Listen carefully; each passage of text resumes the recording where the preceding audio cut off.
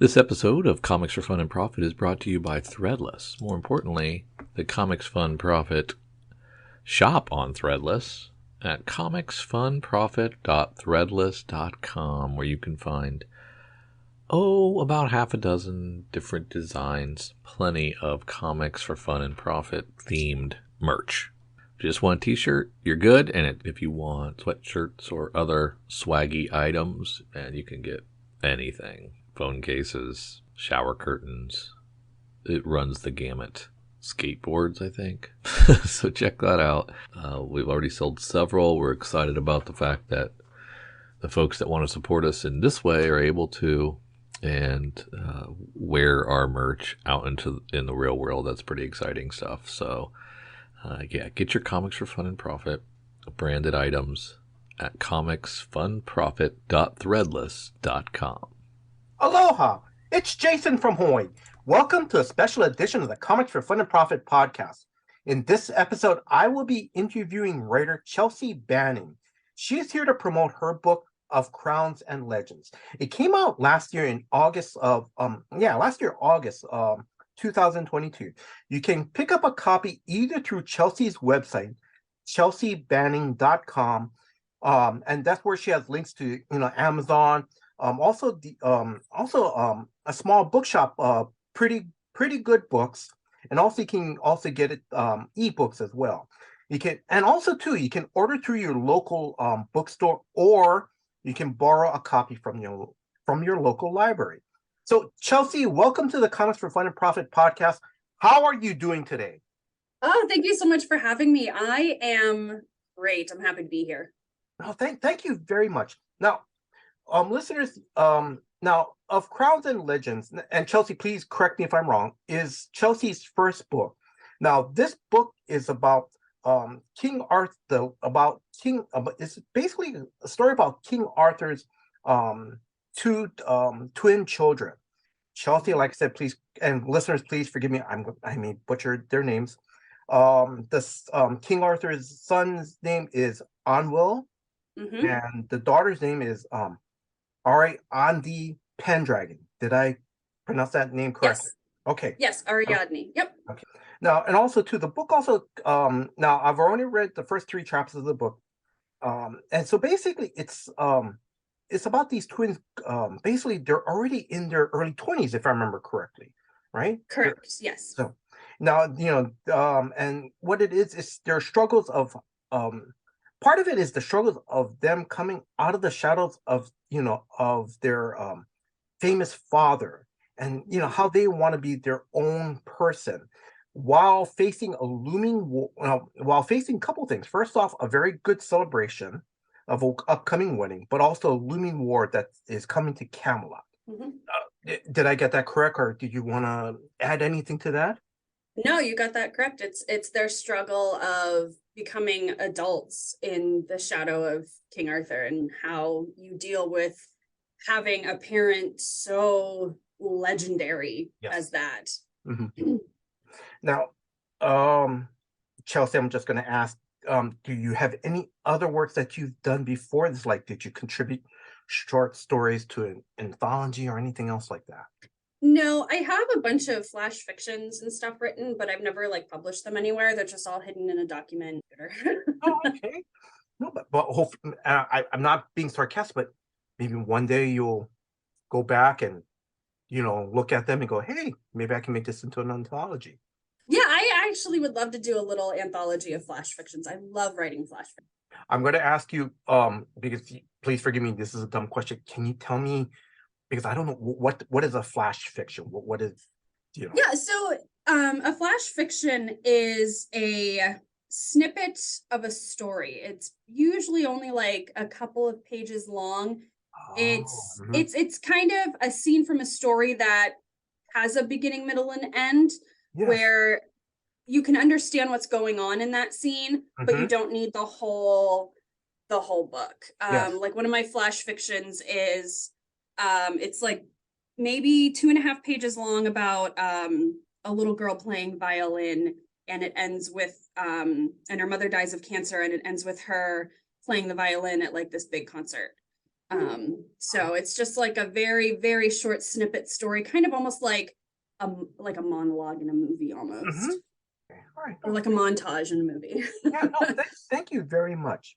Now, listeners, before we begin the interview, I just, I'm gonna have Chelsea basically have her tell you guys her story of how she and her book got into the national spotlight. Oh gosh. So it was a viral tweet that I did not expect anyone to see. I had a book signing at Pretty Good Books in Ashtabula, Ohio, and it was just a perfect storm of the weather was really bad and everyone was getting sick. So it was the beginning of December, so flu season. And only 2 people showed up, and I was feeling kind of bummed out about it and decided to make a tweet and talk to some of the other writers that I follow on Twitter. And I tweeted it at like 8:30 in the morning, and then I went about my day and came back that evening to an explosion. So, it was absolutely insane. I don't even know who started it, how it started, because I hadn't checked it for hours, like the whole day. It was like 6 or 7 o'clock at night when I checked it, and it had blown up. I couldn't even like keep up with all the notifications. Now, I just want to add a little bit of a correction now, because your book signing was at Pretty Good Books. That was your very first book signing ever in your career, right? Correct. Yes. Okay, I just want to make that clear. And also, too, correct me if I'm wrong, but Pretty Good Books, what was it? They extended their hours beyond opening, or they kind of opened it especially for you. Something like, I remember reading something about that. Yeah, so they were operating on appointment only hours. Oh, okay. So they opened the store up to the public that day for the book signing. Yeah. That was really nice. Nice. Yeah, because I had saw that they had done a book signing before with another local author, Raven White. And I was like, hey, that's cool. I like that bookstore. I've been to that bookstore before because it's in my husband's hometown. And so I sent him an email saying, hey, can I do a book signing too? That would be pretty cool. And they were like, yeah, come on down. Oh, that's nice. Let's see. Now, like you said, there was you sent this tweet out into literally in the universe. You didn't think it was anyone going to respond, and boom, and we're not just talking about anonymous people. We're talking about who did you get tweets from? Because I kind of know who you had. I remember seeing Robin Hobb, Rebecca Mackay, Minjin Lee, Bridget Kemmerer, and I saw a bunch of authors that I knew. Yes. And then it was actually later. It was like a day later that Stephen King replied. And then Henry Winkler tweeted about it, and then Sean Cassidy replied. Sean Cassidy. Yeah. My mom was very excited about that one. Margaret Atwood, Neil Gaiman. Yes. He was a little later to it as well. Jodi Picoult, Joanne Harris. And there was so many authors. Like I actually went back about a week ago to look through it and found even more authors. I can't remember, one of the Green brothers, I can't remember if it was John or Hank, replied. There was so many authors, and sometimes they'll get lost within the sea of blue check marks because not all of them have that little blue check mark. So I miss it, and then I'll go through it and I'm like, oh, I can't believe I missed this person, and then this person, and then this person. There was so many authors and so many stories. I remember one story said that the only person that came to their signing was a little chicken that wandered into the store. Someone had a cat, so there was a lot of fun stories. So it was fun. I'm going to point out Neil Gaiman, because if I remember correctly, Neil Gaiman is one of your favorite authors. Yes. Do you remember what his story was? Because I kind of know I saw his tweet to you. Yeah, he said I did better than a signing he and Terry Pratchett did, which had 0. Yeah. Yeah, I think he said it was for Good Omens. Yeah. So probably when it first came out. Oh my God. And already he's been Yeah. established. Him and Terry Pratchett Yeah. have been Yeah. established. Mm-hmm. But I have to say, Yeah. I'm going to add, because I also love it where I think they said like after an hour and nobody was there, they kind of turned to the bookstore owner, because there was a bar next door, going, "Hey, if Yeah. anyone wants a signing, we're next door." You know, Yeah. Yeah. I Yeah. I would have I just mean, gone and had hey. beer with them. You know, I know, me too. Me too. That would have been the best, having like a drink with Neil Gaiman. That would have been my favorite. yes. Also too, you appeared on the Kelly Clarkson show. I saw Mm-hmm. that. I saw that Yeah. segment. That was great.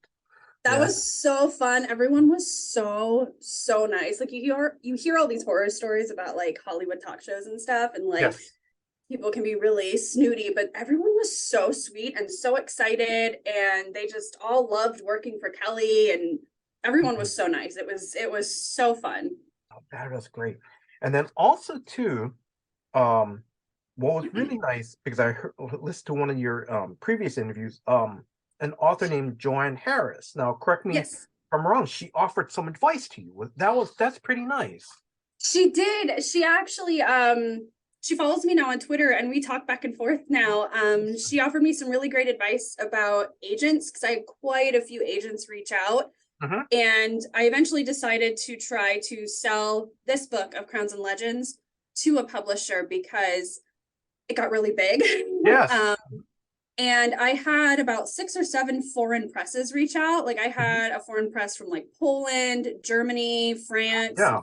I had Penguin Random House Spain reach out. So I'm like, I think I need an agent. Yes. Oh, yes. Yeah. So she was really, really great with advice. Bridget Kemmerer messaged me some advice as well. Joanne Harris is very sweet, very sweet, very supportive of writers. So Yes. it's been great. Now, I'm going to ask you a very dumb question. Ever since your tweet went out, how have sales and reviews been on the book ever since then? You know. Great. I haven't checked in a while, because I have sales kind of split everywhere. But the last time I checked, I think it was around 9,000 sales. That's between good, yeah. like online, overall, like online. I've done a couple in-person events and stuff, Yes. so I think it was close to about 9,000. I've got about 200 reviews on Amazon, which is great. I've got almost 300 ratings, I think, on Goodreads. I don't check. I don't look at reviews very often. Oh, yeah. But every once in a while, some of my friends will send me like a 5 or 4-star review. They're like, "Look at this review; it's really great." And I'm like, "Yay!" I don't want to accidentally stumble on any 1-star. Oh no, yeah, no, I understand. Now, listeners, the reason, I read Chelsea's story, and the reason I asked Chelsea to be on the show is because, her book basically her book, like so many stories of King Arthur and Camelot, are a part of pop culture. We're going back to 1960, the Broadway musical Camelot with Richard Burton, Robert Blay, Julie Andrews, to, one of my favorite movies, Excalibur from 1981 with Helen Mirren. I think these were like probably one of their first roles where like Liam Neeson was in there. I was surprised to see him in that. Yeah. A very young Patrick Stewart, you can definitely tell it's Patrick Stewart. Yeah. We're not going to go any more than that, okay? Or like the TV series, miniseries Merlin in 1990. Yes. Sam That's Neill. my favorite. I've heard good things. I have the DVD.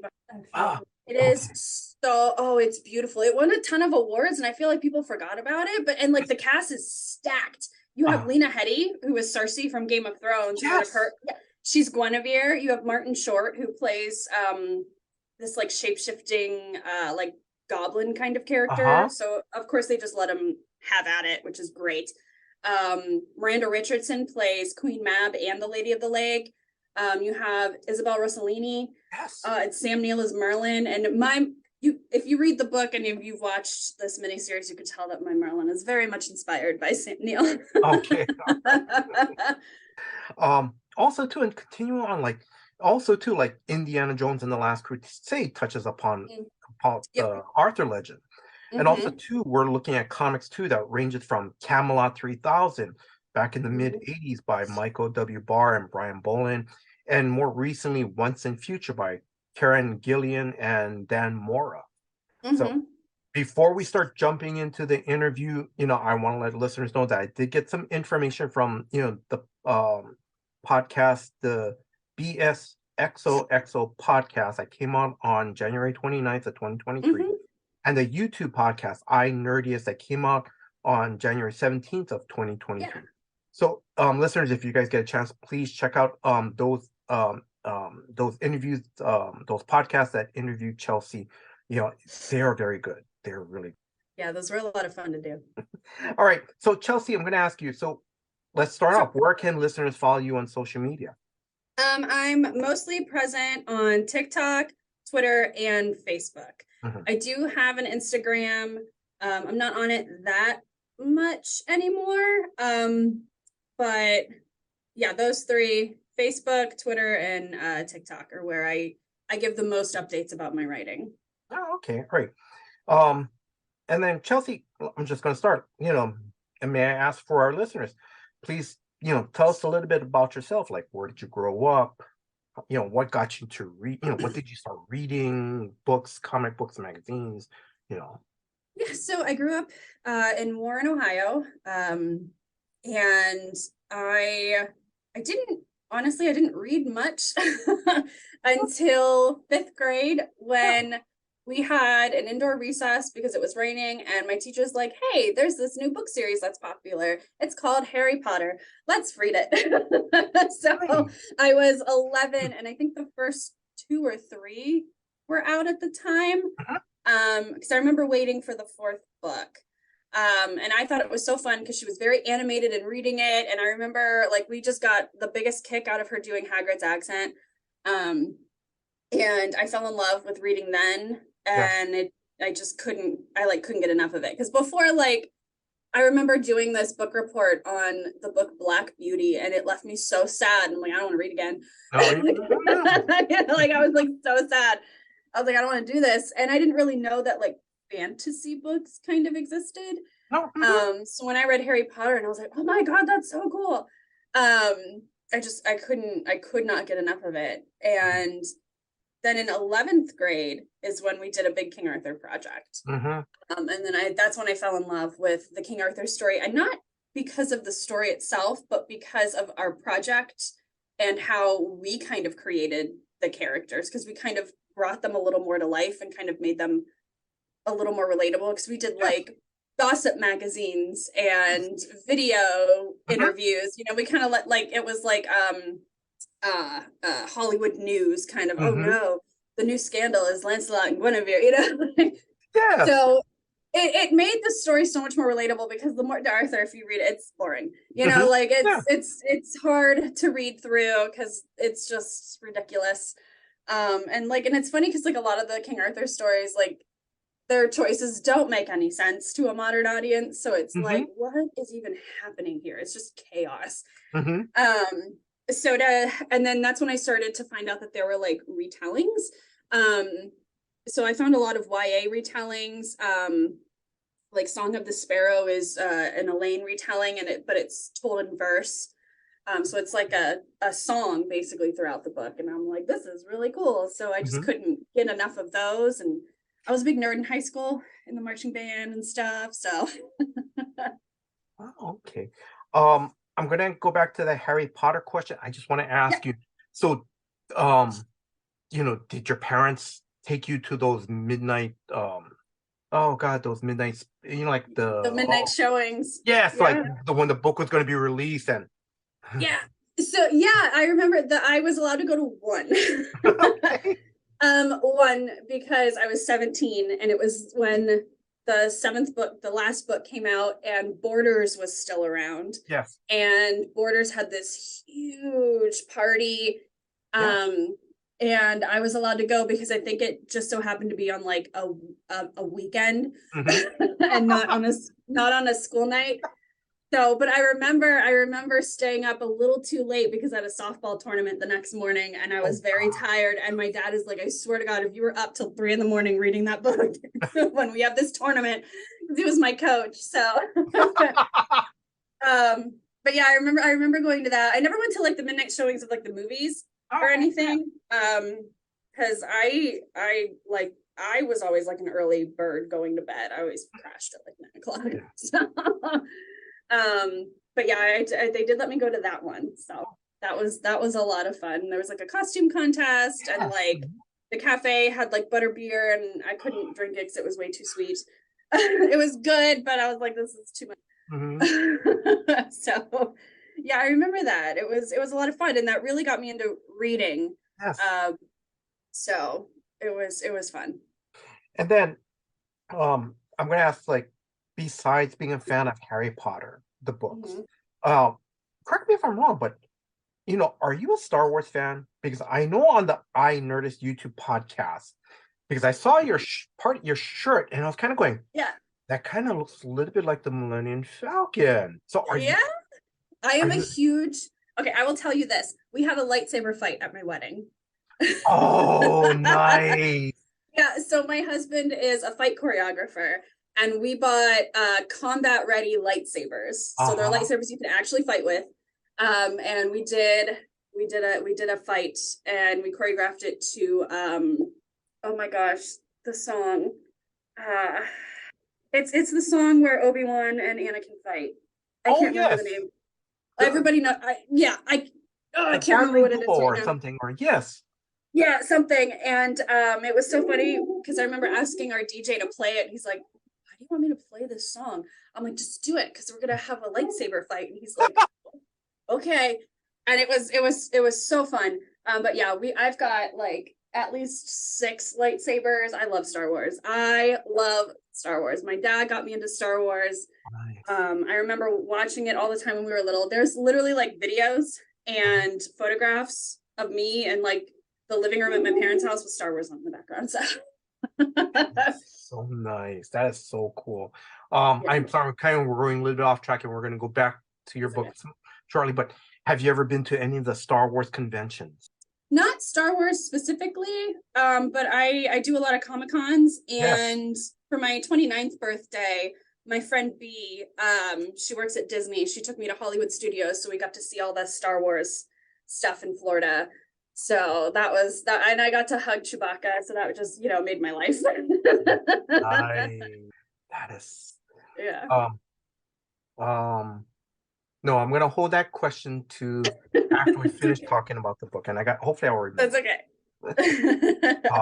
Because it's gonna be a fun question. All right, so and then let's see, did you besides I know you said when you were growing up there was Borders. Did you do you remember what was your first or what was your favorite bookstore that you went to? And like, because usually there's like there's those little hole in the wall, mom and pop. I remember there was one bookstore in my hometown and I went to it once, but it went out of business. So the only bookstore I ever really went to as a kid was Borders because it was the only one around. Yeah. Now there's a ton more. Yeah. So there's the Paperback Shack in Niles, which is great. I'm friends with the owner, Lisa. And of course, Pretty Good Books up in Ashtabula. And then another one just opened about 20 minutes south of me. So indie bookstores are making a comeback and it's absolutely awesome. So I'm very excited. Yes. Yeah, because when you're telling me, it's like, these, there's more, more the independent bookstores start to open up after Borders close. That's really cool. Yeah. I do miss Borders though. It was a lot of fun. Barnes and Noble just doesn't have the same atmosphere as Borders. Yeah, no, I understand. Yes, and I'm going to go off the cuff a little bit because I also kind of miss those little small independent bookstores because it's kind of like and it kind of sort of relates to Anwil when he goes in chapter 2. I think when he goes into I want to say the map making shop. That's the smell, the atmosphere, because that's what I miss. Those those old independent. It's like you walk in there, for avid readers, when you walk into a bookstore, it's just the smell of the paper that's there. I Yeah. don't know how to Yeah. describe it. No, yeah, Pretty Good Books is like that because it's an old shop. Yes. And it's still like it still has like the old wood and the ceilings like, oh gosh, probably almost 100 years old at this point. Yes. And he's got a ton of like old antique books. So you can just smell it. It smells so good. I'm gonna ask an off the cuff question. I'm sorry because I know you're an avid reader. I know you're a librarian. Have you and your family been to Powell's bookstore in Portland? Powell's bookstore. No. But that sounds like a trip we need. Yes, it's me and my wife went to we did a trip in to Portland, Seattle area 6 years ago. We started our trip off in Portland, and Powell's bookstore was literally walking distance from our hotel. Powell's bookstore is this huge this one block bookstore, used books, actually a bookstore. It's like there's 3 or 4 levels, and they sell new and used books. So I love it. It's side by side, like let's say like a Harry Potter book. There's a brand new edition, but then they'll also sell next to it would be a used edition, and so it's a nice combination. That sounds like the Book Loft in Columbus, Ohio. I guess it has like 30 rooms. Oh my God. Yeah, and it's like a huge maze. I've been meaning to go because it's about a 3-hour trip for me, and I've been meaning to go. I just never got the chance, but that sounds awesome. I'd love to do like a bookstore trip around the States. I think that would be really cool. Oh my God, but the 30 rooms, it's like not only just a drive up there, what they like, is it one way, 3 hours one way, or is it just a round trip 3 hours? 3 hours one way. Okay, because I cannot imagine you driving up there 3 hours and then all of a sudden it's like 5 hours you're there in the book. Yeah. I could probably spend all day at that bookstore and like I'd be fine. All right. I'm sorry. I'm sorry. No, you're fine. I'm gonna start getting back into things. Let's see. Who, were there any, I know you said like you did the you and your classmates did the King Arthur thing, like more modernized, and that's where you fell in love with the King Arthur stories. Were there any like favorite high school teachers that inspired you or encouraged you to continue to read and write? Yes, Mrs. Dewberry, my 11th grade English teacher, she was the one with the King Arthur project, and my Latin teacher, Mrs. Scarvel. Even though I would get in trouble in her class for writing my book instead of paying attention to the Latin, she very much encouraged me to keep writing and keep going. And same with Mrs. Dewberry. You could tell she just loved what she did. She and the other 11th grade English teacher, because the whole 11th grade was early British lit. So they put on like a kind of medieval fair in the library, and they made us taste like some gross like medieval foods and stuff for fun, and had like little stations of like this is what kind of like how they lived in the medieval era, like here's how they crushed herbs, and this is some of the food they made and kind of stuff like that. So she was a lot of fun. She originally I had wanted to be a teacher, and she was one of the teachers that inspired me to go that way. But in college, I ended up just doing not education. So those were my 2 high school teachers, Mrs. Dewberry and Mrs. Scarvel. Oh, all right. I'm going to say, no, I hear your dog in the background. What's your dog I'm name? so sorry. I know you have 2 dogs. I have 2. The big shepherd mix is Scooby, and the little black one is Daenerys. So is Scooby the one barking in the background? No, that's Daenerys. Oh my God. It's so funny. She's only 40 pounds, but her bark is much bigger than Scooby's. So hers like echoes more. Tip, my husband just came home, so she hears him in the driveway. Right. I think she's probably going, don't tell secrets of the second book. No spoilers for the second book. Just talk about the first book. All right. We're gonna get into Of Crowns and Legends. Now this is a review from Jason Hamilton of mythbank.com. Quote, the story is a fresh take on the legend of King Arthur with a focus on his twin children. I found the plot to be engaging and the characters to be well developed. Overall, I would recommend this book to fans of the Arthurian legend who are looking for a modern take on the classic story. I'm going to agree on it. And we'll talk a little bit more because Chelsea, you know, as I already mentioned that I'm already into chapter 3. Um, Literally from the prologue, the book just basically sucked me in. Oh, yay. Just the description of I think in the prologue, somebody is visiting one of the abbeys. Am I saying that correctly? Or I mean, yes, it opens up in the point of view of an abbess. Yeah. She's a nun who's head of the abbey, and she gets a sinister visitor in the middle of the night. Yes. But I just love it because I could feel just your description, and it's not what's really good is it's enough detail, so it's like I could see the rock, the carving rocks on the walls, the wooden stairs that they're walking on, and then we go into, and then chapter 1 opens up with Ari. Yeah, you can Ari. Yeah, you can Ari. say Ari. That's Ari. her nickname throughout the book. So All right. Ari. Ari, King Arthur's daughter. But the thing is, that first chapter again, it's already pulling me in a little bit more. I get to learn a little bit more about her. In chapter 2, a little bit more about her brother. And like I said, we'll talk a little bit more about that in a bit. I know I gave like a kind of a quick summary of a quick overview of the book. I'm gonna ask you, like, do you want to add anything like what the story is more about or anything like that? Or No, that's pretty much it. It's hard to give a little bit more away without getting too spoilery. Yes. Because your dog's gonna start barking anytime, right? Yeah, right. She's gonna start growling at me.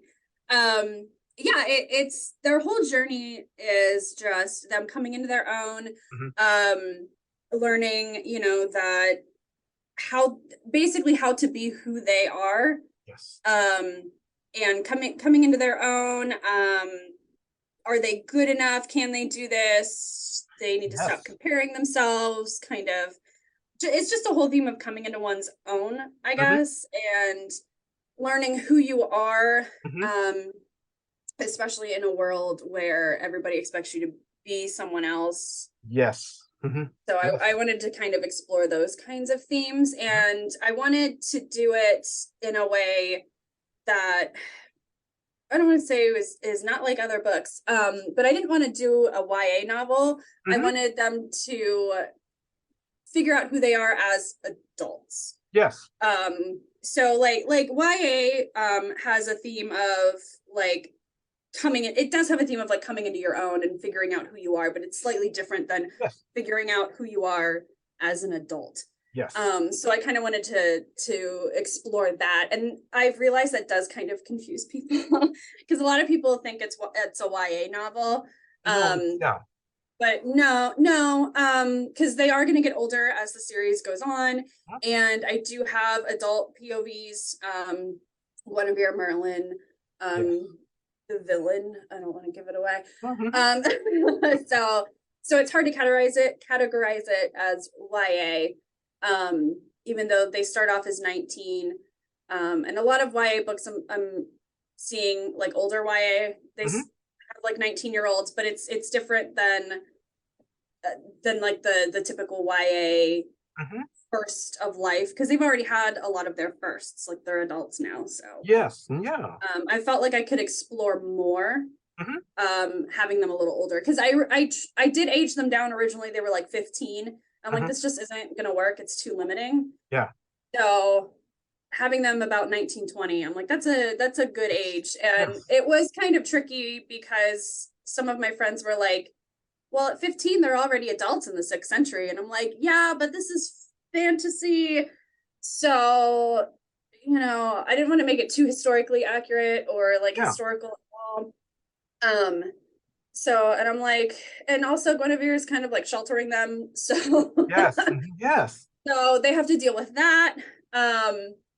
So I played around with their age a lot until I found I'm like early 20s is a good starting point. Yes. And the thing is, and it's, and because with Ari, she's in the first chapter, she's a fierce warrior. She's also a very passionate person too. Yes. But we Yeah. see her as a fierce warrior, and they're already talking about, oh God, I'm going blank. They already start to talk about the trials of the knights, if I The remember trials. correctly. Yeah. Yeah. Mm-hmm.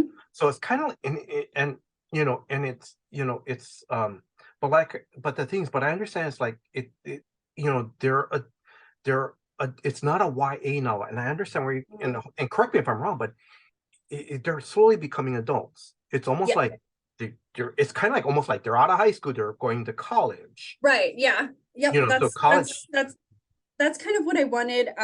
Yes. Traditional publishers will say this doesn't exist, but in the indie world and the self-publishing world, there is a genre people are publishing under called new adult, which started out as like college-aged books and coming into your own as college.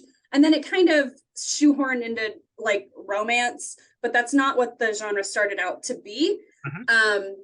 So I've been calling it new adult. It's just there's no way to categorize that on any platform because they don't recognize it yet because they're like, well, that's not a real thing.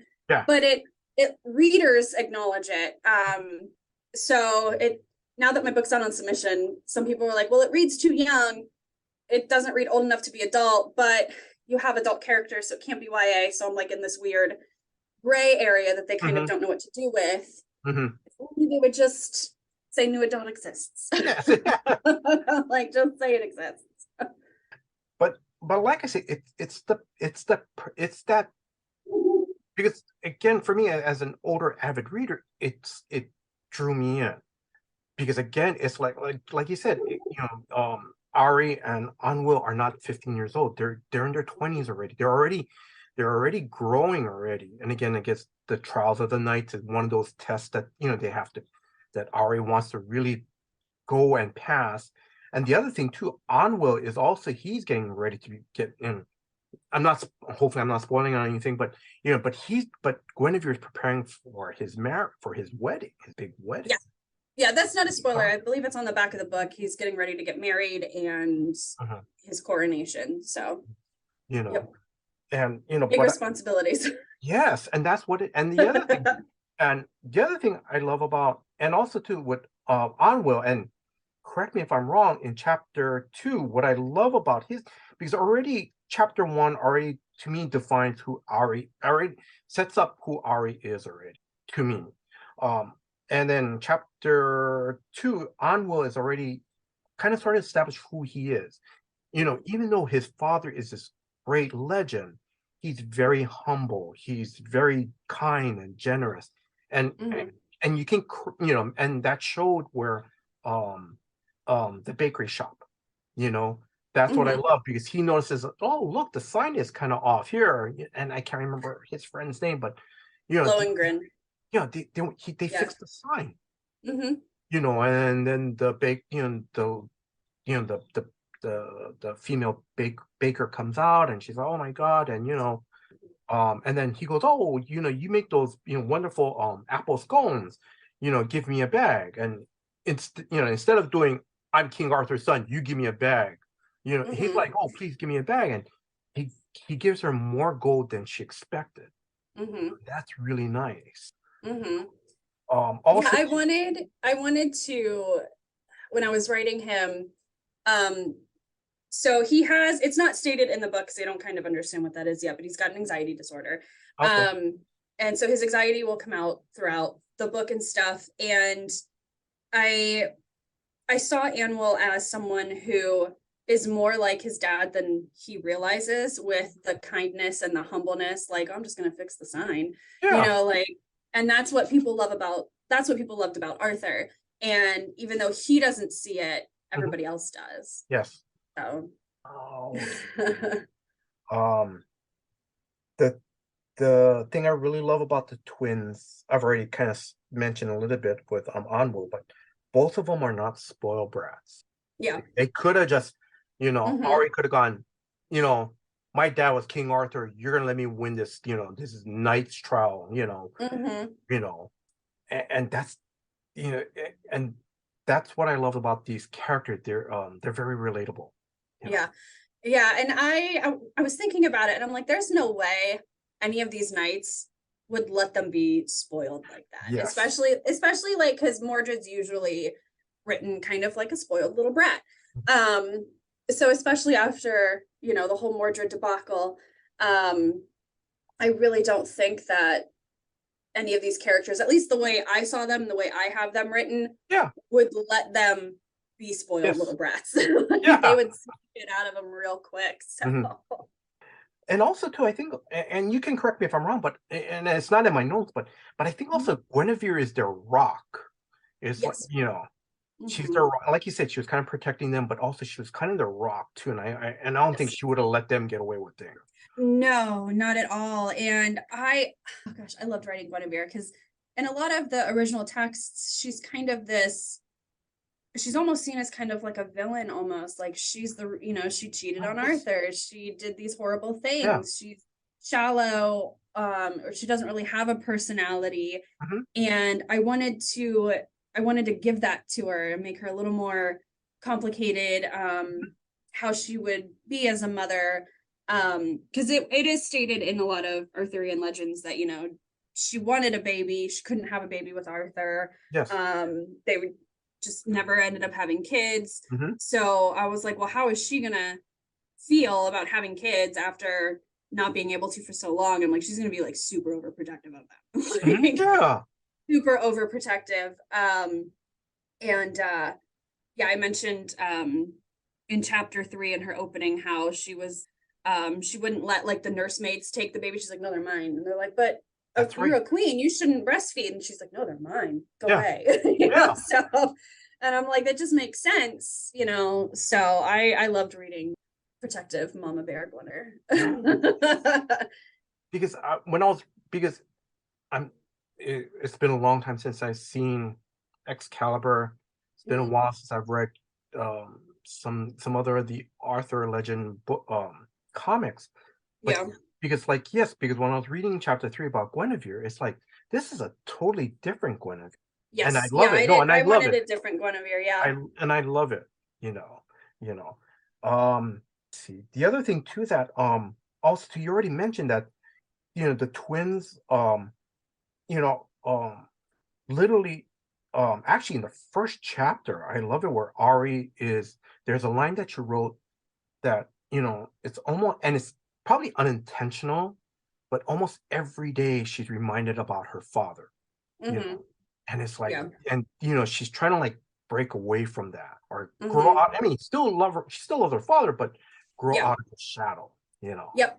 Yeah. Yeah. I mentioned like how there's statues everywhere and Yes. tapestries, and like even if no one's talking about him, like even like the lanes in the streets are like Excalibur Way or whatever. Yes. Hmm. Like it's like he's everywhere, and it's very stifling to them. How they're like, well, how are we even supposed to be our own person when he's staring at us in the face no Yes. matter where we turn? So And then also too, what I love about chapter 3 is that also you touch upon how Guinevere she realizes she misses him. mhm. That was nice. I love that Yeah. because and I didn't realize that. Oh my God, that's right. In this book, she raised the twins on her own. Hmm.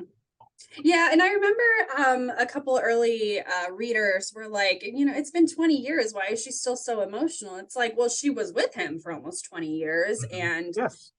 he's the father of her children. Of course, she's going to miss that companionship. It never, a loss never kind of goes away. Hmm. Even 20 years later, you have even if you think you're like, oh, I'm kind of not over it, but I've dealt with it. You can have some moments where it just kind of hits you in the face, and those emotions come back up again. And so just her thinking about their old they're adults now, and she's remembering them as babies, and like, of course she would want Arthur to be there and see them. So it's a very emotional moment for her, because she's thinking about all kinds of things and what Arthur would have thought and how she's proud of them. And I'm like, she's gonna have to miss Arthur. Yes, yeah. So because for Anwil's moment where he's going to get married, it's only Guinevere that's going to be really celebrating, and Arthur is not with with her. Yeah, celebrate this special occasion of their son. Yeah. All right. I'm going to start moving on. Okay. There's one character I want to mention and talk about a little bit. Durandi? Lady Durandi? Dindrain. Dindrain. I'm sorry, Lady Dindrain. Dindrain. Yeah. Lady Dindrain, yes. I love her. She's great. She's so fun. Oh, she's so fun. Yes. Go right ahead. Yeah, no, I love her too. So she's actually canon. She is Percival's sister. In Arthurian legends, she actually went with Percival and Bors to find the Holy Grail. And I've noticed in a lot of books, she's very brash and very like intense and kind of in your face and very sassy. And I'm like, well, I love that. So I kind of saw her as, oh gosh, who was my inspiration? Kind of like, in books, how there's always like that sassy nanny kind of, or like their sassy governess. Yes. Or like the grandma who's like hilariously sassy. That was kind of my inspiration for her. She kind of silences them with a look. They're kind of terrified. Yes. And I love it. Like she's got a heart of gold, and she will do anything for you, but she's gonna give you that look, and you're gonna step in line. Oh, because it was great, because when they're trying to decorate, she's like scaring the servants left and right. That banner's too small. Get it out of here. Wear that. Yeah, that was a funny scene. I liked writing that scene. It was fun to see in my head. Now, I'm going to ask you, what inspired you to write this story? You already mentioned that you have the love for the Arthur legend. Was it just because of that, or you had this idea for a long time? Or I think so. I don't remember the exact spark, because it was so long ago. I remember one of the options we had for the King Arthur project in English was we had to write a little fairy tale. And that was when I started writing, and when I found out what flash fictions were. And I just kept going, I guess. I wrote the violin one in high school as well. Yes. And that was my first like flash fiction that I wrote. But I don't remember exactly what sparked these characters, because I've had Anwil, Ari, Mira, and a character Connor that you'll meet in book 2. I've had them since high school. They went through a lot of name changes. Like Anwil's original name was William. Mira's original name was Emma. But Ari and Connor were always Ari and Connor. And I don't know. I might have been, I was into fan fiction back then, so I might have just started creating characters. I don't know. And people are like some people will get like disappointed. I'm like, I don't know. Like a lot of writers will be like, where'd you get your inspiration? I don't know. It just kind of came to me, I guess. Like, I don't know. So it probably just was just kind of like a snowball effect of just starting out writing whatever came to my mind. So yeah. And that reminds me, I almost forgot this question. So how did you come up with the twins' names? So Ari, I got from my Latin class in high school. We also studied Greek myth in my Latin class, because we talked about how the Romans basically took Greek mythology and like copy and pasted it and just changed their names to avoid copyright. So I remember we were talking about the myth of Theseus and the Minotaur and Princess Ariadne, and I'm like, that is such a really pretty name, and I fell in love with the name. I'm like, that is just so pretty, and so I just kind of kept that name, and I'm like, I need to like name a character after. And Anwil's original name was William, Yes. after Will Turner from Pirates of the Caribbean. Listen, I had a big crush on him in high school because the movie came out when I was in high school. So I was like, oh, I love him. So that's where I got the name William. I didn't want to keep it. So I put my story down in college and I picked it back up in 2018. And I'm like, oof, this needs some work. 17-year-old me was, oof. And I was like, I feel like it needs to be a little more Welsh because the Arthurian legend comes from Welsh folklore. And I was like, William and Emma they're so like modern English names. I tried like Liam. I'm like, I don't like that either. And then I was looking for Welsh names and I saw the name Anwil.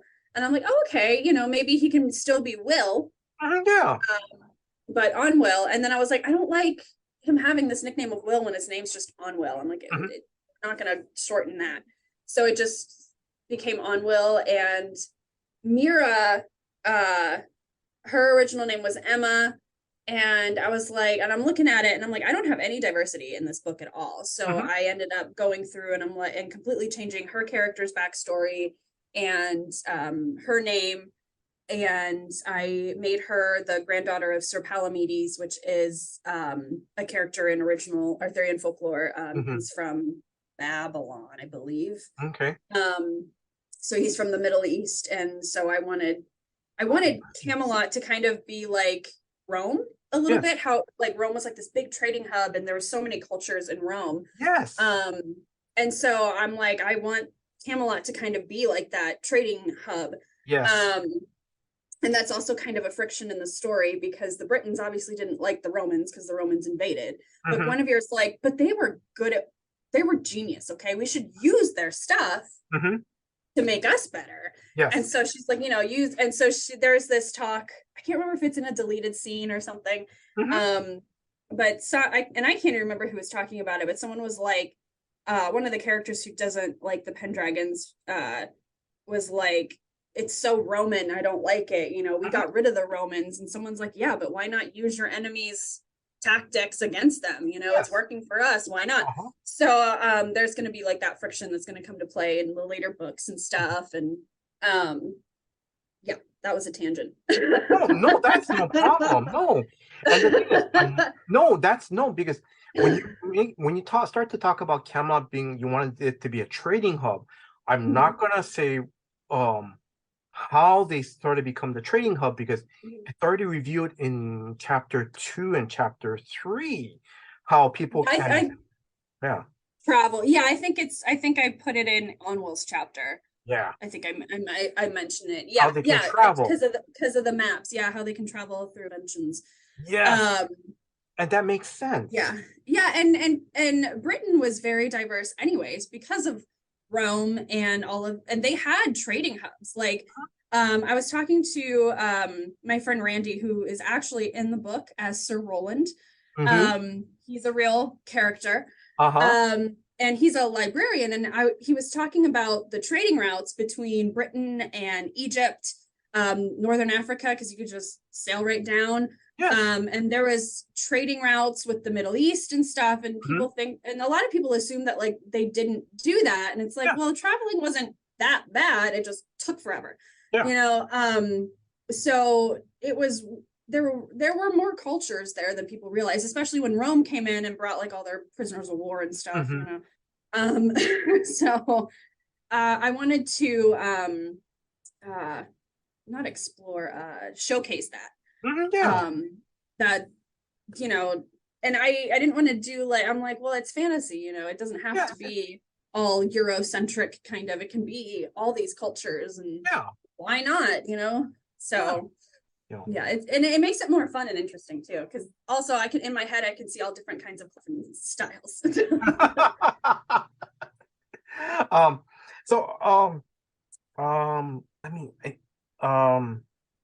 I know you said you picked up you started writing this in 2018. Was there like an epiphany moment where like, oh, I got to do this, or was it I have my outline. Oh, hey, I remember this outline. Let's just do it for fun, you know? Yeah.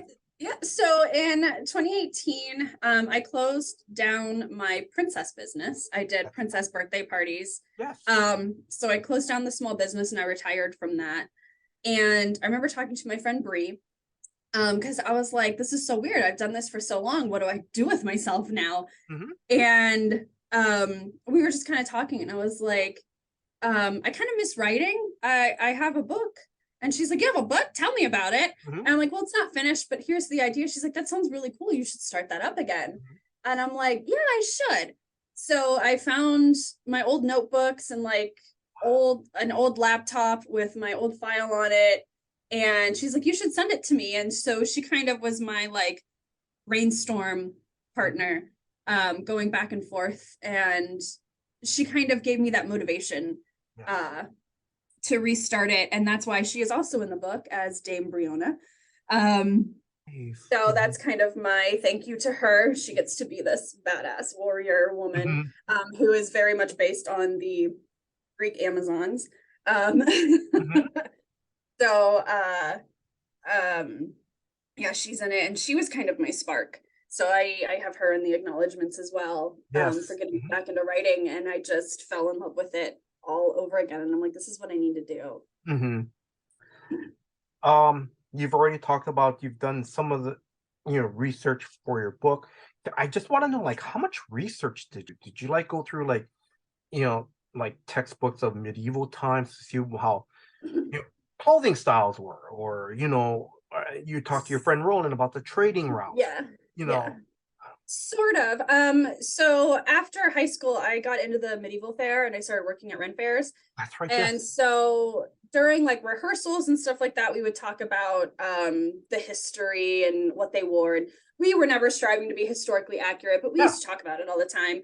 And so I used to watch like movies, I love watching documentaries. I love documentaries. So I watched a lot of documentaries about life, and like the Wars of the Roses and stuff like that, and Britain and Rome, and the Dark Ages. And so over like that 10 years of just not really research, but I was just into it. So I was like, this is really fascinating to me. So when I started writing in 2018, I kind of already had a little bit of a knowledge base to it. I did do some research. Like I remember I went down a research rabbit hole because I wrote a line. It's not in the book, but someone had said to Mira, thank goodness I've been waiting an hour. And I'm like, would they tell time like that? Yeah. How would they tell time? So I'm like, medieval clocks. And obviously, the sundial and stuff. And then I learned that there was a clock powered by water. And I like went into this like research hole of like all the different kinds of clocks and how they would tell time. And I'm like, I don't need 3 hours of research. I'm just gonna rewrite the line. I'm just gonna rewrite the line. And originally I did try to make it a little historically accurate, but it was very limiting.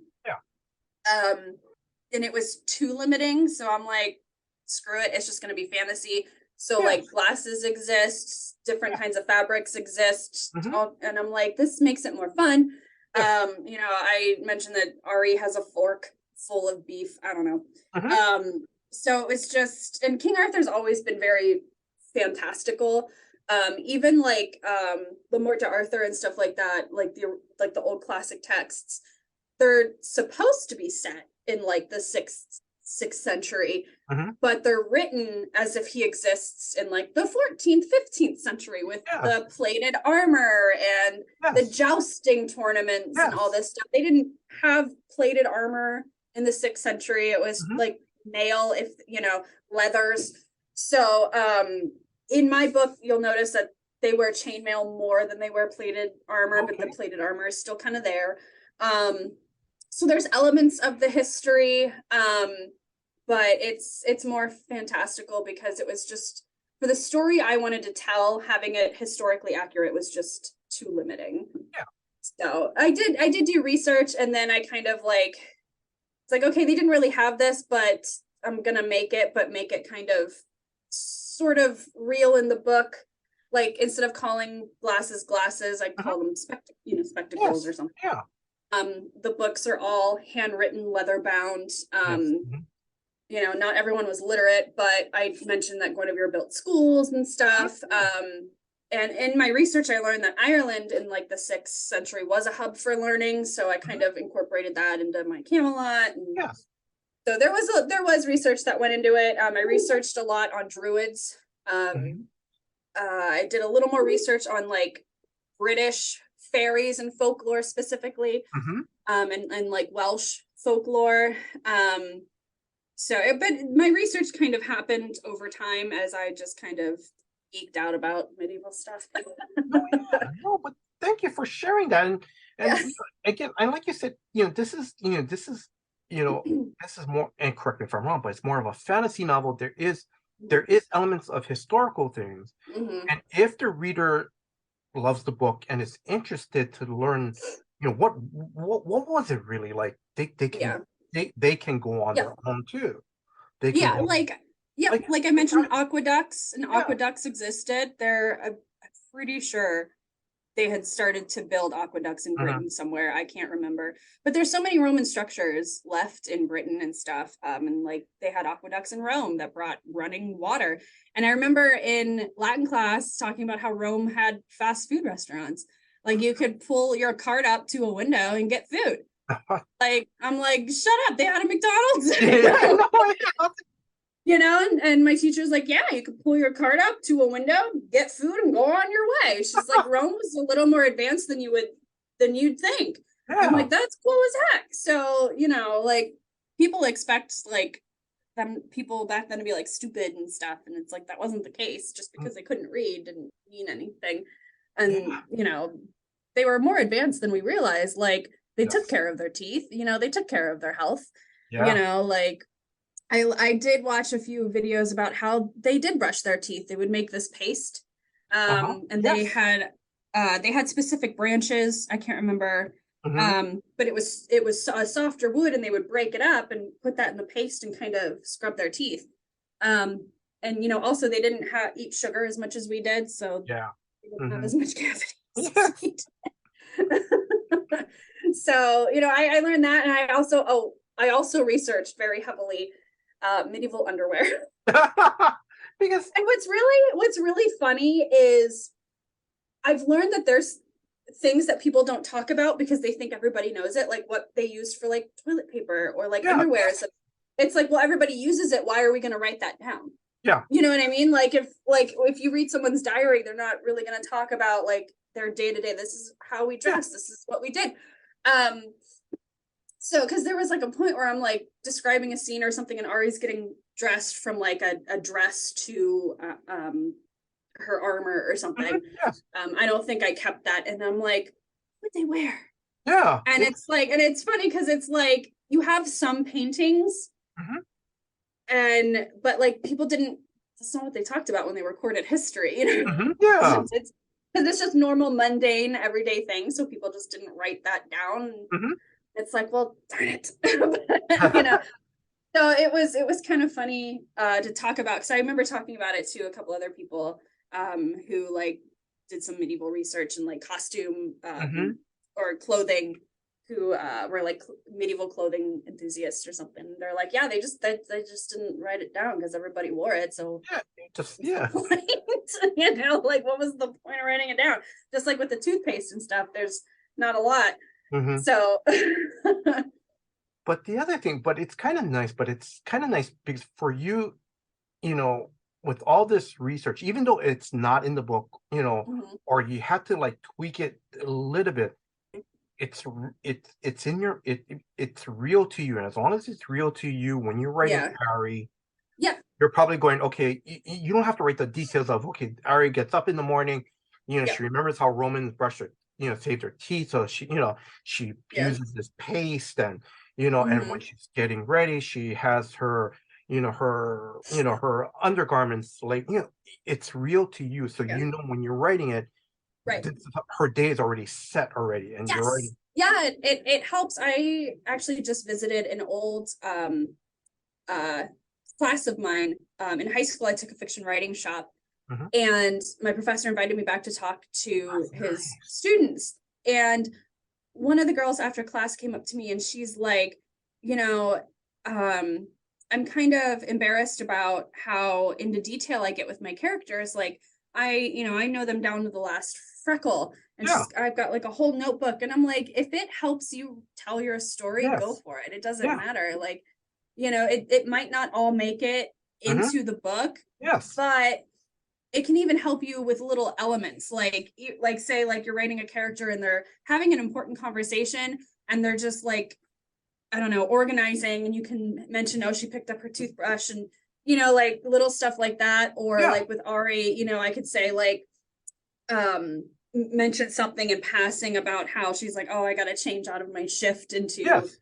the other kind of under something, so like it helps create a more real, or not realistic, but it makes the world realer Yes. to No. the Yes. reader. Oh yes. More real. Yeah, like you have it fleshed out instead of just kind of white room syndrome and the characters just exist with nothing around them. Yes. No, but I think it's, and correct me if I'm wrong, but for you, as long as it's real, the world, because this is your world that you're creating, and Mm-hmm. we're watching this, but as long as it's real to you, Right. you know what Ari has done already at 6 o'clock in the morning, but we're Mhm. seeing her at 10 o'clock in the morning where she's already Yeah. outside, um, doing her battle, her sword fighting, her sword practice already. Yeah. It's real to you. As long as that's real to you and it's Mhm. conveyed through, it's going to be real to us too. Yeah, definitely. But yeah. I'm gonna continue on. This is a fun question because I know that you and your husband worked at Renaissance fairs. You're an Mhm. announcer at joust shows. Now, did you now for the book, did you and your husband, or you and your friends, did you guys do any role playing to help you with the story, or do any like sword fighting? Like, okay, Ari's going to be fighting this, one bad guy, so a foot soldier. I'm Mhm. having problems trying to figure out how the battle goes. Hey, Tim, my husband, help me with this scene. Did you guys do any? Sword. Some of the stuff is based on stuff that has already happened, like in shows. Okay. So a lot of this book was also inspired. So my first 2 years on cast at Ren Fair, we did King Arthur. And so that's how I met a lot of my close. That's how I met Tim, when Tim was Percival. And so so a Nice. lot of my knights are based on how my friends portrayed them. Like my Gawain is based on my friend Will, Uh-huh. like his interpretation of him. And there's some like inside jokes that are in there that we did, on the lanes as the street cast and stuff. Um, but I actually had Tim write the fight scenes. Okay, that's fine. So there is a big fight scene at the wedding, Uh-huh. where Ari fights in the tournament, and Tim wrote that whole scene. Um, and of course I kind of rewrote it to make it into like my voice, and how, because we Yes. have very different writing styles. Mhm. So he laid down the groundwork, and then I just kind of revised it. Yeah. And then there's a couple other fight scenes in the end of the book that he wrote. He wrote the joust scene, Mhm. and it's very reminiscent of a Renaissance fair joust scene, Mhm. because it's a lot more theatrical. Mhm. Because real jousts can be boring. It's kind of like watching golf almost, even though there's well, actually it's more like baseball. Because like, I mean, you're running at each other Yeah. on horses, but the lances don't break as often as It's they not. do. You don't get unhorsed as often. Yeah. Um, so I'm like, but this needs to be exciting. It needs to be like a Knight's Tale. Yeah. So, and that's more or less what like Renaissance fair jousts are. Mhm. They have that energy. They have to be a little more theatrical. So, Mhm. and again, Lord Roland is based off my friend Randy's character. Mhm. We met him doing the Michigan Renaissance Fair, and he was Lord Roland, the Count of Bath, I think. Mhm. I think. But he was always the Queen's champion. Mhm. And he was always very over the top, chivalrous and flowery language and like kind of like big and over the top. And I'm like, well, that has to be in my book because Mhm. this is Yes. brilliant. So and he also Randy also MCs jousts. Mhm. So we incorporated that into my Lord Roland character as well. So, and the whole introduction of the knights is basically how we introduce the knights, Tim's Joust Company. So I hope they didn't mind. No, they don't mind. I So just, I think it's so cool that you and your husband, even though he did he kind of like, help with the fight scenes in the book. I just think it's so cool that you and your husband both worked on this book. That's really nice. yeah, it's amazing that I mean, he's so supportive, and it's awesome to have a supportive partner, but it's also awesome that he's a writer Mhm. and can help me in a lot of ways that a lot of like partners can't, if they're not writers or anything like that. So he writes more poetry, Mhm. and kind of like monologue-y kind of works, kind of almost like diary kind of works. Mhm. So it was especially nice to be able to have armor and weapons and know what they smell like and feel Yes. like. Like Yes. I remember talking to a couple of my other writer friends, and I'm like, it's so funny how in romance novels people are like, the woman like jumps on the man even though he's in full armor. I'm like, do you know how much that would hurt? Like that hurts. Do not touch me. Like I've hugged my husband in armor, and there's poked and prodded. Like there's sharp point bits. I'm like, it's not comfortable. Like Mhm. it's not, and they smell Yeah. bad. like it's so funny because it's like after a joust show, Tim will be like, hug me, and I'm like, no, no. Because like he's I mean, they're sweaty, and then they smell like horse, and sometimes they smell like horse poop, and like so it's not fun. And it's so funny, after doing that. I mean, obviously, like we've never been in real combat or No, but anything. yeah. But it's so funny how they're like, oh, this is so romantic. Look at him in his armor. I'm like, do you know how bad he probably smells in that? Like, I can tell you exactly how that smells. There's quite a few smells going on there. And so like I think I incorporated that into something in the book. I can't remember. But yeah, and you can smell the leather and the oils, because you had to keep the armor from rusting, so you'd have to use oils. Yes. Same with leather oils and stuff. So there's a lot of smells. I mean, now they use like WD-40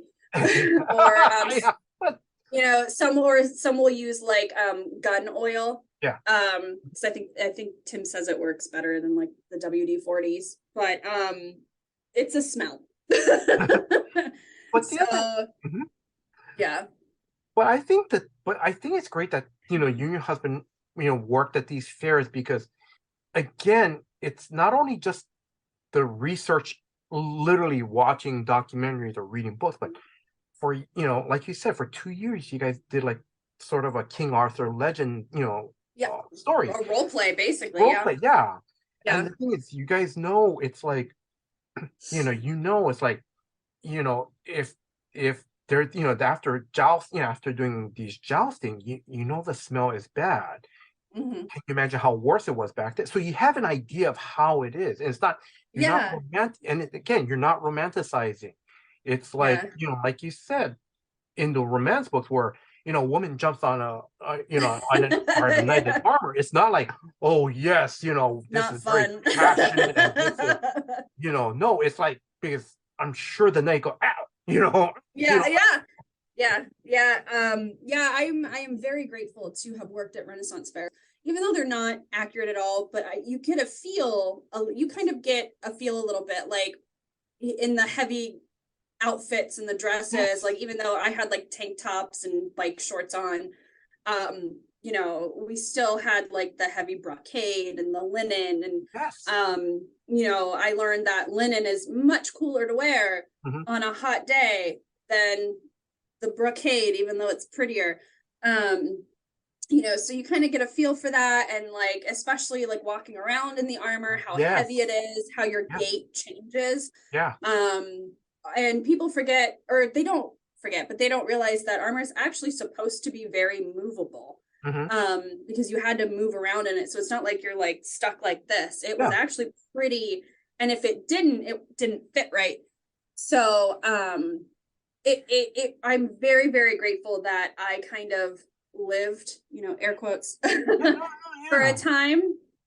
So yeah, role playing definitely helps, especially because you can get a feel for it. Even if you're just walking around your house, say in a medieval dress, you can feel the way it moves around you, how you would like navigate through something in a dress or in armor. Yes. Even and having like swords or something, you can feel for how heavy it is. Yes. What it smells like, feels like. So I think there was a couple times where I had asked him some questions. I think I asked him about the opening fight with Ari and Briona and the moves that she was trying to teach, which are very not accurate at all. They're like modern martial arts or something. A lot of Brianna's fighting style is modeled after from Avengers, because of her. Which is not accurate at all. But I was like, how would they do this? I'm like, how would they do this? And he would talk me through or kind of show me. Yes. And he's a police officer, so he's shown me like some defense moves and stuff as well. So I've kind of got a feel to how that kind of would feel like you doing it. Like I haven't actually had to do it to anybody, but you can kind of get a feel how your body would have to move. So yeah, I'm very grateful to have this sort of unique experience that I can bring them. Yes. Off the cuff fun question. Yeah. How many swords do you guys? 20. Okay, no, that's fine. Maybe. I don't know. I can text him. No. You don't have to text him, but we've got a lot. Because like I said, he was a fight choreographer and a jouster, so we've got all kinds. Like we've got a gladius, short sword, long sword. We have a couple axes, couple spears, daggers, broadswords. I have to ask you a fun question. Have you guys decided? Do you guys have like a sort of an Excalibur sword? I do. It's from Amazon. That's nice. I don't think it's here, but yeah, I have. It's Tim's, and it's got like this cool dragon on the hilt that it says Excalibur on it. And I remember I'm like, where did you get this? And he's like, it's from Amazon. It came with like a cool like metal or wooden placard, and you're supposed to hang it on your wall, and it's very sharp. So we can't use it for anything, and it's very thin. Yeah, all of our swords except that one are not sharp because they're for stage combat, so they're blunted. But and actually I learned that swords were not all sharp, only like the tip was sharp, only like a couple inches. Yeah. Because people also use them kind of like baseball bats. So you know, especially like if you're wearing armor. You know, it was easier to smack them on the head with a heavier blunted sword and just use the pointy end to stab, and then the rest of it to just smash them on the head. So, you know. Because it's one way to disorient them, or just knock them unconscious if it's hard enough. Yep. I'm sorry, I'm going to start moving on because I No, know, you're fine. Yeah, I know, but now this is like the process questions. Like so I know you decided to do self-publishing. Was that like an early on decision when you started to write, when either writing or when you completed the book, that you want to go, I'm going to self-publish? That was a later decision. When I started writing this book again, I didn't really think about publishing. I'm like, I forced myself not to. I'm like, no, I need to get the book done. I can worry about that later.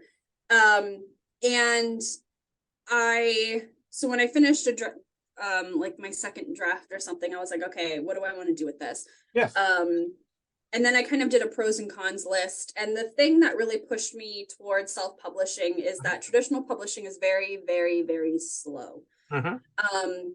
So first you have to find an agent You have to query for a literary agent, and that can take anywhere from, I mean, you could get it in a week or it could be 2 years. Yeah. And then you get the agent, and then they look over your manuscript and they give you feedback, and sometimes you might have to do edits on your manuscripts and stuff, and then they send it off to submission, and who knows how long that will take for a publishing company to buy it. So I'm like, I don't want to wait another 5-10 years to get my book out, because even when a publisher buys it, it's not going to be out for another 3 years, because then they have a team that will go through a bunch of edits, and then they have to do the cover design. So, you know, publishing takes a while.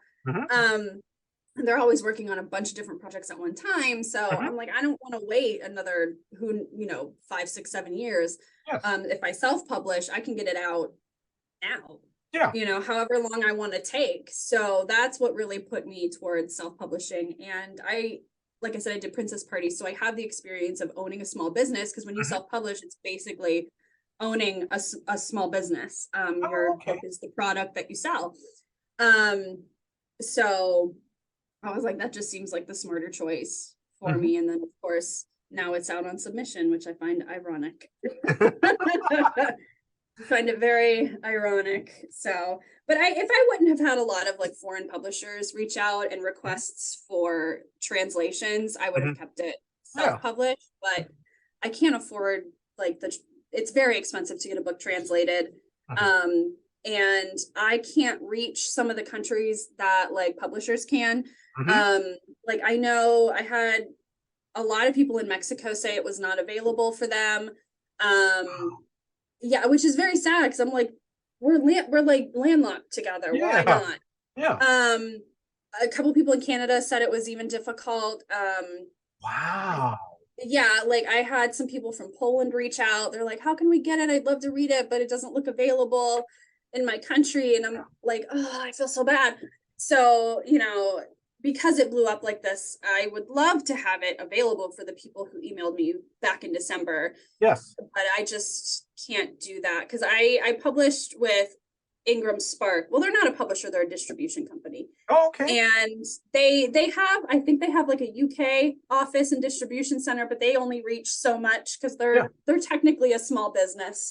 So, with how big it got, it would, if I can get a publisher's hands on it, they have a much wider reach than I could ever have. So I have to say, Chelsea, I mean, what I'm going to say is, don't take this the wrong way, because I think, oh my God, I'm trying to use the right phrase. For you to do this book, is incredible, because, not only your love, the spark that started back in, if I remember correctly, in the 11th grade, you writing, you having your own small business, doing, the princess for the, like birthday parties and celebrations, your love for the Arthur legend, and looking at all these documentaries, participating in Renaissance, basically cosplaying Renaissance fairs. All this, it's incredible. I just realized it's incredible how this is all helping you get this book out on your own. It's like you said, you own your own small business. You want this book out now. It's like doing your own small. You just got to do it. You're going to find ways. It's just it's cool. I've got some really cool, unique experiences that I'm very grateful for. It's been fun. All right. Oh, sorry. Okay. I just want to go a couple more. Couple more questions about the book, and then we're going to start moving on. How did it feel to see your name on this book? Oh, it was a dream come true. When I got my first proof copy in back, I think like June or July, I cried. Like I was actually at work, and I got the notification that it was delivered, and I'm like, I'm going to go take my break right now. And thankfully we get an hour break at work. So I rushed home. I don't live that far from work. I live less than 10 miles. So I rushed home. Tim was napping, and I like burst through the door, and I'm like, oh. And Tim's like, what is happening? And so I'm like opening it, and I'm just seeing it in the box, and it's like a real physical book in my hand with the final cover image and everything on it, and like everything's in place in the manuscript inside. And I was like a crying mess. It was just, I mean, that is the dream come true for any writer who wants to publish a book, is holding the book in your hand. You know, thank you for sharing that. Thank you very much.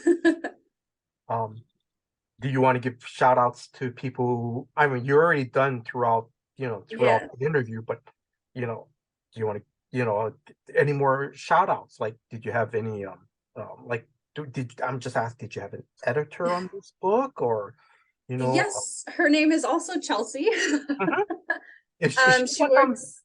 Okay, go ahead, continue. Sorry. Yeah, no, you're fine. She works for Enchanted Ink Publishing. The owner is Natalia Lee, and she has a whole team of editors. And Chelsea ended up being my editor, and she was so fun and so sweet. I loved her comments in my manuscript. And my cover designer was Stephanie from Seventh Star Art. There's just so many people now. I'm drawing a blank. and listeners, if you and please pick up a copy of this book. It's in the back page in the acknowledgments. I do want to mention one name and the catchphrase. You gave an acknowledgement to Candy. Waffle my Hole. best friend. Yes. Waffles how? So my best friend Candy, she has been my best friend since we were like 19. And we play D&D. And there is this movie that we watched a long time ago called The Gamers Dorkness Rising, and it's about a group of friends who play D&D. And there's one scene in the movie where it's like 2 or 3 in the morning, and it's after they're done with their D&D session at night. And a couple of the characters like hop on, I think like a moped or something, and we're like, we're gonna go to Waffle House and get waffles, and they go, waffles how? And we just thought that was so funny. So that became like an inside joke for us. So yeah, Candy's my best friend. Yeah, I had to put that in there for her. I'm just I don't know. I'm just off the cuff question, and I don't know. I'm just gonna ask. Do you once in a while still play D&D? I do. Yeah, we actually nice. have a campaign going. We have a campaign going right now based off of the game Bloodborne. So that's really cool, and I'm playing with Candy again. And I actually got my husband to play. He never liked D&D, but he loves Bloodborne. So yeah, so we have a lot of fun. We actually in the basement when we bought the house, the previous owners had made like a bar downstairs that's kind of like very old West saloon, and it's got like the batwing doors. So we cleaned it up and bought bar stools and stuff, so it looks kind of like an old West saloon down there, and that's where we play, and it's really cool. So we get like candles, go all out. And kind of have like an immersive experience. That is so nice. It's so fun. That is so cool. All right. So Chelsea, I'm slowly wrapping things up. Yeah. Now I know of Crowns and Legends is part 1 of a trilogy. When can we expect to see the second book come out? That's a rough estimation. If you don't have my hope would be December of this year. That would be my hope. I don't know. It's turning out to be a lot longer than I expected. So we will see. If not December, I'm hoping early next year. Oh, okay. Yeah.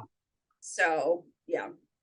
Now I know this is your first book, but what was the most fun or exciting thing that you love writing this book or working on this book? Oh gosh. I think the most fun thing about working on this book, I think, was getting early feedback from beta readers and stuff, and them falling in love with, and seeing them fall in love with the characters. Especially Anwil, people seem to really relate to him. My one friend calls him her little cinnamon roll.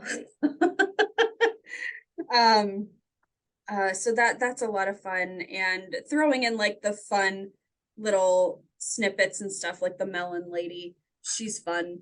she's gonna be in all the books because she's just hilarious, and she's not gonna do anything except sell her melons, like just little things like that make me happy, like just fun little inside jokes with the characters and stuff, and they're sassing back and forth with each other and stuff like that. So that's always fun. And of course the fight scenes are so much fun to write. They're so exhilarating. Let's see. Now I'm getting back to the question. You love Star Wars. You already have your first book out. Now let's just say 2 months from now, someone from Disney company calls you, go, hey, we read your book. You have any Star Wars thing you have? Do you have a story ready for them? Oh my gosh. Oh my God. I don't know. I think I might pass out. It doesn't have to relate to the Skywalkers. It doesn't have to relate to the Mandalorian. It could be going, hey, or they could go, you have a storyline for the Old Republic. Yeah, I don't know Star Wars that well, I think, to write a story about it. Tim probably does, but I'm more of a I'm not a casual fan because I have a Leia cosplay and stuff like that, but I don't think I know enough of the story to like write a story about it.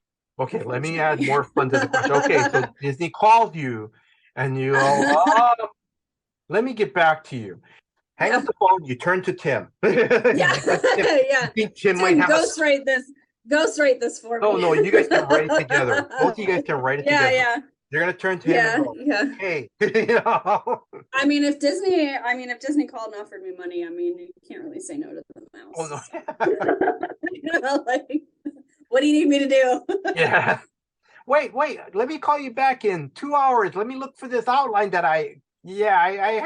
Right. I just gotta look for it. Come on, Tim. All right. Now this part, I'm being very serious, and if you don't mind, may I ask if you would like to come back on the podcast to promote the other books in this trilogy? Because I would like to see how. Yeah, absolutely. I'd love to come back. Yeah, definitely. Thank you very much. Okay, I'm slowly wrapping things up. I know you because I've visited your website. Again, it's chelseabanning.com. You have a YouTube channel on there. You want to talk briefly about that? For a while I really put a lot of focus into it.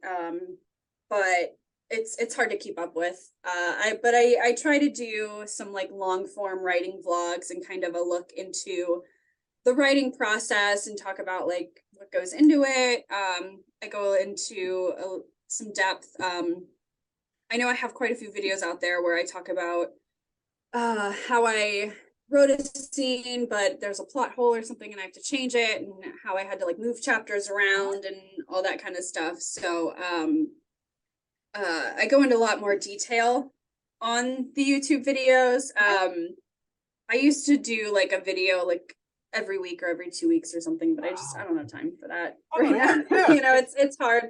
It's hard to edit and all that stuff. So I still try, like I'm trying to film all of these like interviews and like book signings and stuff, just so like even if I have something, because I like watching videos of stuff like that, and it's kind of like a video diary almost. So I'm trying to keep up with that and at least have some memories for me to look back on. Yes, because in case but I understand, because in case you miss that's right. I remember that person, they did stop by, and or it's like one of those, it's also it's also cool to look back at the old videos and kind of see where my story was and how it changed. Because it went through a lot of changes, a lot of changes. Now you got to correct me if I'm wrong, because I have a question about your TikTok. Are you up to date on your TikToks? I can't remember. Okay, so what's your TikToks? Is it basically the same thing as the YouTube, or? Sort of. They're shorter videos. I don't go into a lot of depth. I tried sometimes to keep up with like the trends on TikTok and stuff, and the algorithm is so different than any social media site, and it changes constantly. Like every couple of months the algorithm is different, so it's very frustrating. I love what TikTok has done for reading. It really boosted reading sales, and I really love how it connected people, especially during the pandemic. And some really awesome things happened because of TikTok. Like I saw this restaurant that was struggling, and someone from TikTok who happened to have a big following was like, hey, this restaurant's in my town, I'm gonna go try it. Oh my god, they're amazing. And now they've gotten steady sales. Musicians have been found. I remember when the sea shanty got really popular, and the one guy that kind of started it ended up talking to Queen, like the band Queen. It's so like there's really cool things that have happened, but like it's also frustrating how it seems to kind of like not really be very helpful for like content creators and small businesses and stuff, because like you can't say buy my book, say buy my book, and the algorithm catches that, it doesn't show anyone your video. So and it's also kind of fascinating how, I'm going to go on a little tangent, it's a little fascinating how TikTok has already changed language in just the 2 years since it kind of got popular. So like TikTok has words it looks out for, like you can't say kill, you can't say dead, you can't say suicide. So like people will say he unalived himself, and like you have to like find different words to say something. And it's from a linguistic point of view, it's fascinating how what an impact it has had on language in the past couple of years. So I've got like a love-hate relationship with TikTok. With TikTok. Facebook and Twitter are easy to navigate because the algorithm, it doesn't change. But with TikTok, the algorithm changes all of the time. So, and everybody's always talking about it. So, but I like it. I don't know why. Like I still like it. I like watching other people's videos of writers, and I like the funny videos that pop up and how people kind of came together on it through the pandemic. I don't know. So, yeah, I'm on TikTok. All right. Absolutely wrapping. I got about 4 more questions.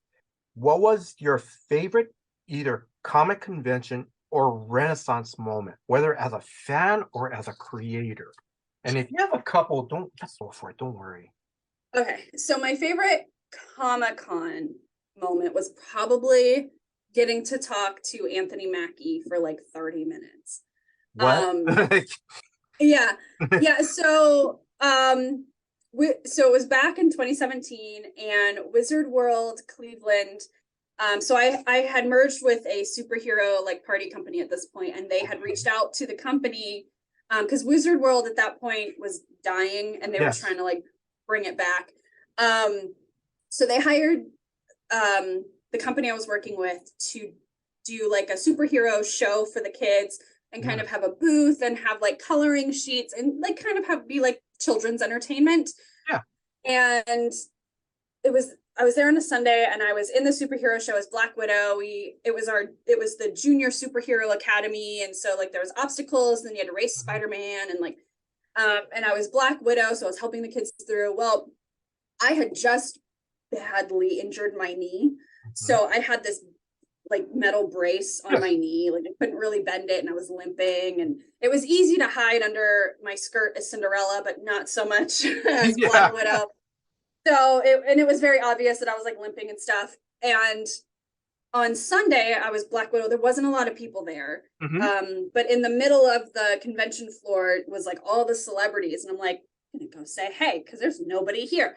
And so I would walk up to the Wizard World employees, like, can I say hi? Like, I don't care. Sweet. But like, as long as you don't take a picture, because you have to pay for that. And I'm like, sweet. So I met like a ton of them that day. And I remember Anthony Mackie seeing me, and he's like, okay, you have to tell me what you did. So we ended up talking for like 30 minutes about all kinds of stuff. And I remember I ended up talking to him about doing like princess parties and stuff. And I felt so silly, but like this little girl who had watched the Junior Superhero Academy saw me. And like, and so for the show, I was in character. So I was like in character, and he's kind of looking at me, and I'm like, did I pass? He's like, yeah, good Black Widow. And I'm like, so So, it was a lot of fun. And he talked about like hospital visits and stuff. And I had done charity visits and stuff before too. And so we were kind of talking about how cool it is that the kids they think you're real and stuff. So I got to talk with him for like 30 minutes. And then it was funny because he's so easy to talk to, and he'll like tease and like kind of be sassy because it's Anthony. Yeah. And I remember Dean Cain was coming, and I wanted to meet him because I remember watching Superman and Lois. Or Lois and Clark. Yeah. Superman and Lois is the new one. And I was like, well, I gotta dress in my Supergirl costume. Yeah. And so I remember being in his line, and this lady in front of me had like such a sad story. Her husband had passed away like in the 90s, but their show was Lois and Clark, and she's like, and she was telling Dean Cain about how she used to watch it in the hospital with him. So everybody who's listening is like a crying mess. And he was very sweet with her. And so when I left Dean's line, I had to pass Anthony Mackie, and he's like, you didn't cry for me. And I was like, you're not Superman. So and he's like, you know what? That's fair. That's fair. So that was a lot of fun talking with Anthony Mackie. I'll always remember that. And I did end up getting a selfie with him. Oh, nice. I had to pay like $40, but I was like, nobody's gonna believe me. So and then my favorite Renaissance Fair moment. So I started to get known for doing my Tinkerbell at Renaissance fairs. And I remember this girl came one year. She had heard that Tinkerbell was there and she wanted to meet her. Well, this little girl was blind, and she could see certain lighting, I guess, and like color. I can't remember how she explained it to me, but she liked the Tinkerbell movies because she could see the green kind of like flittering around, so she could actually like almost see Tinkerbell. And she had heard that at the Renaissance Fair that they have Tinkerbell, and so she wanted to come and meet me. And she came over. She's like, oh my gosh, Tinkerbell. And I heard her. And I was like, hi, that's me, and I'm in character. And she comes over, she gives me a hug, and she starts feeling like my dress and my hair and my wings. I had the wig and the dress and everything. And she's like, oh my gosh, you are real. Like your dress does feel like leaves. And I'm like, oh my God, I'm crying. And what really resonated with me is her grandma had pulled me aside later, and she's like, she heard you from far away, and she's like, I can hear Tinkerbell talk. And that really resonated with me because that meant like I was able to emulate the actor's voice well enough that this girl who couldn't see recognized me. And I will always love that moment. That's probably my favorite like Renaissance Fair moment ever. I know. And her name was Chosen. So like how, like, goodness. Like she's probably like 15 or so now, and I don't want to about that. So. But thank you very much for sharing that. Oh, that's amazing. That is. But thank you very much. Yeah, it was fun. Those were good moments. Yes. 3 more questions. Okay. What's your next book signing for either late March or April? I think it's next week, March 5th, whatever's. It's next week. Make sure I'm giving you the right information. It's at Fireside Books in Chagrin Falls, Ohio, March 5th. And then in April, on April 15th, I will be at the Grand Rapids Comic-Con in Michigan. Oh, okay. So I think they're doing like a debut author day that day or something. Nice. Yeah, so I think they're going to have other authors there. So I will be there on the 15th. And I think that's mostly what I've got scheduled so far. I try not to schedule too far out. So. Oh no, yeah. Yeah. And then have you and your family ever been to England? No, but it's on my bucket list. I would love to hit like all the King Arthur sites and also like see the Globe Theater. Love to see the Globe Theater. And then I would also like to see all the like old Roman like structures that are like still around. I think that would be really cool. 2 more questions. Yeah. All right. Have you and your family ever been to Hawaii? No, and I want to go so bad. Okay, so fun story about Mhm. Hawaii. So in in middle school and high school, my friends were really into like anime and stuff, and they were all trying to learn Japanese. And I was not into anime as Yeah. much, but I was like, well, I want to learn a language, and I thought the Hawaiian language was so cool, so I tried to learn Hawaiian, and I couldn't because I was already taking Spanish, and I Mhm. couldn't do two at a time. But I remember for like a year I tried to learn Hawaiian. So Wow. yeah, because I thought it was so pretty Hmm. and so cool. And Yes. I loved the culture, and I was so fascinated by it. And then I never ended up picking any, Duolingo or anything Oh, no, no, no. back up. But I tried for a while because I felt left out with everybody trying to learn Japanese. And I was like, well, I want to learn That is so cool. the Um, any closing words to our listeners? Oh gosh. Um, keep reading, keep imagining, keep writing. Hmm. Chelsea, you know, I just want to wish you continued success with your book. Again, it's listeners, it's of Crown and Legends. And mahalo. Thank you in Hawaiian. Thank you very much for Yes. your time. Yes. Thank you for giving me this opportunity to interview. I mean, Chelsea, thank you very much. Thank you so much for having me, and thank you for the whole schedule switch, being understanding with the whole schedule and stuff like Oh, that. It's no, been so crazy. no, it's just thank you very much for just thank you very much, for honoring my interview request. Don't worry Yeah. about the schedule because I'd rather have us at a night, yeah. So yeah. Um Now, listeners, if you are an avid reader like me, please check out Of Crowns and Legends. It is now available through Chelsea's website, chelseabanning.com. She has links to Amazon, links to Pretty Good Books, and also ebooks. And you can Mhm. also order through your local bookstore or borrow a copy from your local library. Um, Yep.